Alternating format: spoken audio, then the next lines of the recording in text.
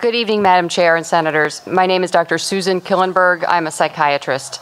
The committee has heard from Drs. Cronin and Walker about the medical necessity that women in Rhode Island continue to have access to safe and legal abortions. As a psychiatrist, I'd like to address the psychological necessity that women living with mental illness or substance use disorders continue to have access to safe and legal abortions in Rhode Island. I've spent roughly half of my 22-year career working in the field of women's reproductive psychiatry at Women and Infants Hospital in the 1990s and more recently at the University of North Carolina in Chapel Hill. I've counseled hundreds of women about treatment for their psychiatric illness or substance use during planned and unplanned pregnancies. I would like the committee to appreciate that psychiatric illness during pregnancy is not uncommon. 15 to 20% of women suffer depression and anxiety in pregnancy. 5 to 10% of pregnant women have active substance use disorders. And women with bipolar illness or schizophrenia are at high risk for developing psychosis during pregnancy. Women who live with mental illness and substance use disorders are forced to make complex decisions about their reproductive lives. If they wish to get pregnant or if they have an unplanned pregnancy, they must decide if they feel emotionally well enough to carry the pregnancy and parent a child.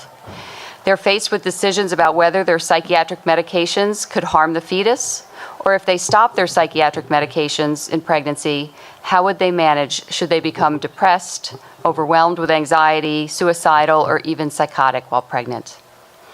Untreated depression and anxiety are associated with pregnancy complications, such as low birth weight and prematurity. And substance use during pregnancy can have long-term adverse effects for the exposed child. Sometimes mental illness in mothers has disastrous consequences. We've all heard these tragic stories of mothers who've killed themselves or their children while in the throes of perinatal depression or psychosis. I knew one such mother. I treated her for severe postpartum depression and psychosis on a hospital unit where I worked in North Carolina. 4 months after she was discharged from the hospital and moved out of state, we learned that she committed suicide, leaving behind a beautiful 6-month-old son and a devastated husband. I will carry her story with me forever as an example of the absolute necessity of caring for women physically and psychologically as they navigate their reproductive years. Women who live with mental illness or substance use disorders should be free to make decisions about their reproductive lives in private consultation with their loved ones and their medical team. These women should have access to all reproductive health care options, including abortion, should they decide their mental illness prevents them from safely carrying a pregnancy. I've listened to the arguments of those opposing the RHCA. I respect that they have deeply held personal or religious beliefs. However, I do not believe that the beliefs of some should dictate access to safe medical care for the many. As a doctor, I'm called upon to act always in the best interest of promoting my patients' health. I believe legislators have a similar responsibility. Personal convictions or political careers should not dictate decisions that have real and potentially disastrous mental health consequences for their constituents. In this regard, passing the RHCA to ensure women's access to safe reproductive health care is paramount. Thank you. Dr. Killenberg, I just have a question based upon some of the previous testimony that we heard, and one of the concerns, I think it was from one of the previous physicians, was about psychological care after a woman has had an abortion. Is that something that you have dealt with in your practice, and could you just share with us some of your experience? Absolutely. It's very common for women to get assessed for anxiety, depression, during pregnancy and then after delivery, whether or after a termination. It's a very hard thing to study, rates of depression or mental illness following an abortion. And the reason it's hard to design a scientific study is because you need the exposed group and a control group. So in this case, the exposed group would be a group of women who are ambivalent about their pregnancy and decide to have an abortion, compared to the control group, which would be a group of women also ambivalent about the pregnancy but decide to carry the pregnancy to term. And then you would have to match those two groups for all sorts of socioeconomic factors, so their financial health, whether they have a history of depression, whether they have a history of domestic violence. So you could understand that's a virtually impossible study to design. So I've seen studies that have shown no higher rates of depression following abortions. I've seen studies that have shown higher rates of depression after abortion. Most recently, I have a copy of this I could submit to the committee. This was a study coming out of Denmark. We get a lot of research out of Denmark because they have an electronic medical record, so they can look at large numbers of patients. So this followed 400,000 women who had abortions and found no higher rates of depression following their abortions. So that's the study with the largest sample size that I've seen, and I could submit this to the committee if you'd like. I would appreciate that. Thank you. Sure. Senator McKinney. Doctor, I'm just trying to understand this, but anxiety can be permanent, correct? I'm sorry, anxiety? Anxiety can be a permanent condition. Mm-hmm. Anxiety can also be a temporary condition. Mm-hmm. If someone is suffering from temporary anxiety and is post-viability, they could at 28 weeks or 32 weeks have an abortion under this statute.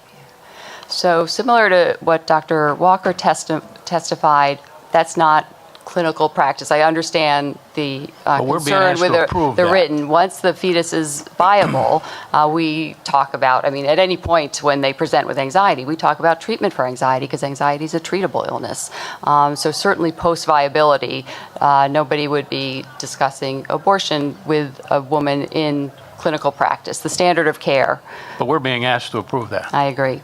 That's a baby that, if viable, could be delivered. Yeah. Well, I can only assure you the same way Dr. Walker assured you, it's not the standard of care to offer an abortion to a woman who's post-viability for a treatable mental illness. Thank you. Yeah. It also does, though, suggest that in the medical judgment of the physician. So I guess this would appropriately be directed to Dr. Walker. And I also listened to Dr. Cronin's testimony, as I did yours. So while there is this suggestion that there's this ominous word health out there that has no definition, the section also indicates that it's in the judgment of the physician. So could you just speak to that and what where that judgment comes from? Sure. I think that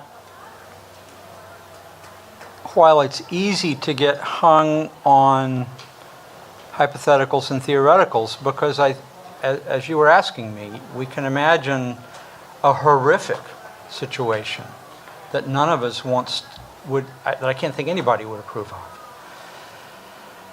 And the flip side is finding a way to legislate a definition of how a physician or a healthcare provider should take care of their patient.